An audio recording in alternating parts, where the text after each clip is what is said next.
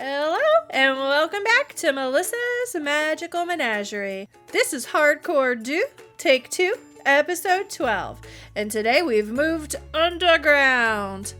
Our goal in the end of this is to move our weaponsmiths, armorers, and toolsmiths down here to live, and for them to have their workstations and places as well as homes underground.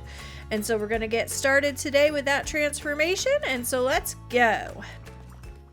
I am setting up the beacon here so I can do a little bit of terraforming and cave manipulation, maybe? I don't know what you would call it.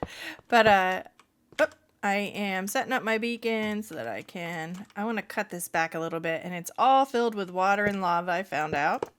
So that will be a lot of fun, but we will get it. All right, and the beacon. Oh, let's see. Haste.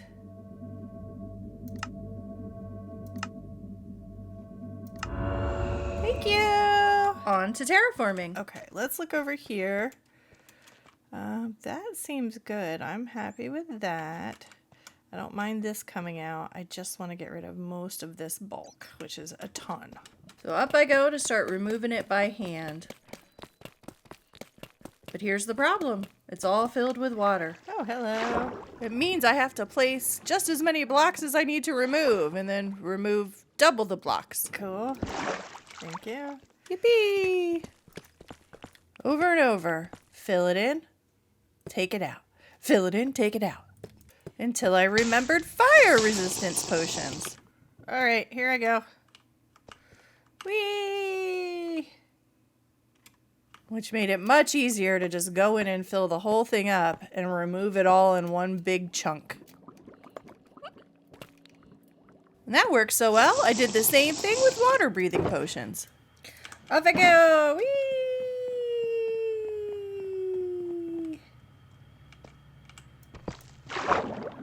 Hi, everybody! Dirt, dirt, dirt, dirt, dirt, dirt, dirt, dirt, dirt, dirt. Once I removed most of that bulk, it allowed me then to kind of cut back the stalactites the way I'd want them to look.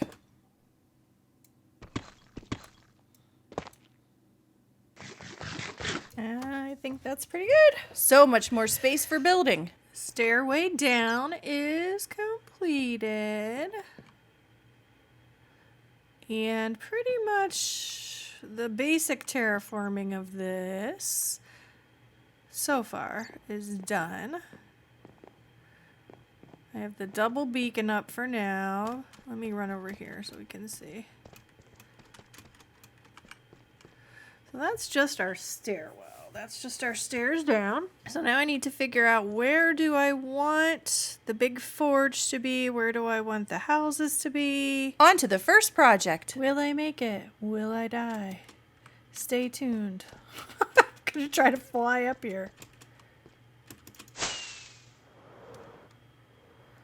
I made it. Only lost one heart. Okay, so we are here. Let's put our things. The building supplies I'll be working with, including sculk blocks, stained glass, white terracotta. Hello again. So, as discussed before, especially with building my tree above ground, a lot of the inspo for this hardcore playthrough was from Elden Ring. And one of my favorite places is the underground. And in the background there, behind buildings, you can almost see what looks like a sky under the ground.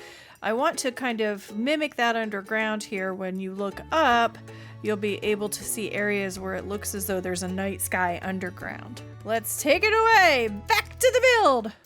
Starting with white terracotta, adding the pearlescent frog lights that the whole last episode was about. Extra light with some glow lichen. I'm in here doing something. I still don't know what I'm doing, but I'm trying. And the skulk. And last, pink stained glass. I have torn this all out. I've torn it all out. I'm trying a different technique currently. And so let's go up and see. I don't know if this is going to work any better. It couldn't get any worse, but I have a plan. I do like that. variation in the stained glass helped. Alright, I'm almost done with my first area, but I need some dripstone because I would like to have stalactites coming down. So let me go over here to Dripstone Central. Whee! Dripstone! Let me go here.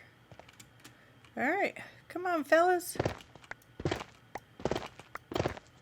And now to add them into the build in front of the sky to make it look as though it's peeking through an existing cave system.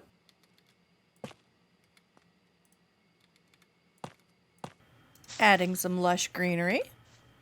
Hello again. Here we are with the first one of these areas completed, and it looks like what I want it to look like, the best that I could do at least. And I do think it will make more sense once there are more than one of those and that more of the night sky is out of the skulk block. But I'm happy with it so far. I think it's pretty, and even if it doesn't look exactly like what I imagined in my brain, I'm still happy. And so, let's continue. One part done. I don't know what to do next. Yay! Where should we do a... Okay, so I need to figure out where would I put a forge. So, I mean, obviously that makes the most sense right there for the forge. There's already lava coming down. So I'll give myself a little more space. And my favorite thing of mining in the deep slate is finding all the bonus diamonds. I am moving my dripstone lava farm down here. I'm going to use lava to run my super smelter. Place the cauldrons. Add stone brick stair supports.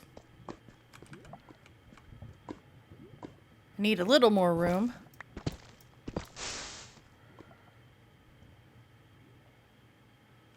And columns out of basalt. We'll save some supplies by removing this one piece of basalt. Can you see it? It doesn't look like you'll be able to see that it's not there.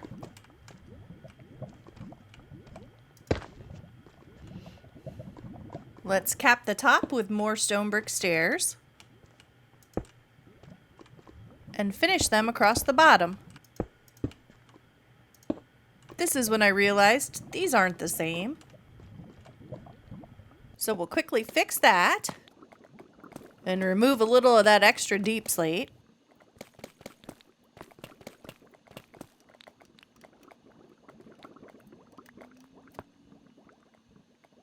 Adding the dripstone. And the stalactites. I think it's stalactites from the ceiling. A basalt wall behind. And a floor from the same material. Storage chests for the lava. Put that in there. And last but not least, the lava itself. So I put in some iron bars here to keep this safe and a little magma to make it look cutesy. This is going to be my super smelter. I just don't know what it's going to look like, but this is where it's going to be, back in there, because I'm going to use all this lava. And now to mine out some space. The audio for this scene got corrupted, so I added some fun music for your listening pleasure. With the space done, it's time to build, and I'm not going to show that because I've done it many times. We're going to put some decorations up. We're going to see what we think about it. Whee! We have two little mini ecosystems done, or little mini areas up there. There's a little glimpse into the sky underground, which is fun. There'll be more of that peeking through lots of places. And our little underground lava area. So let's see. Where should we put a sign? Maybe right here? And what should it say? Say drip.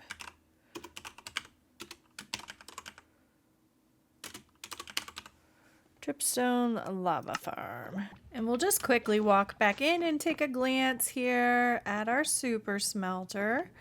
So we've got a gauge here telling workers something, and I did fill in a little more magma and put in iron bars here to keep villagers safe.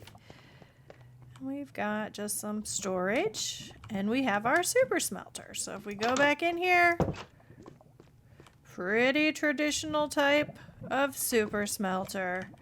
I am using all lava, and obviously the stuff comes out there, and bigga banga booga boo. We just turn it on with that switch. Whee!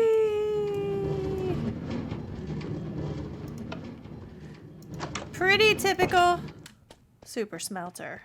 Thank you so much for joining me on this underground adventure today. I'm not going to put up the counter again. We were able to move our dripstone lava farm down here where it makes more sense. And we built our super smelter as well as decorated this entire area to look pretty cute. So I hope that you'll join me on the next adventure. Bye! Please remember to like, subscribe, and hit the bell for all notifications so you don't miss a thing.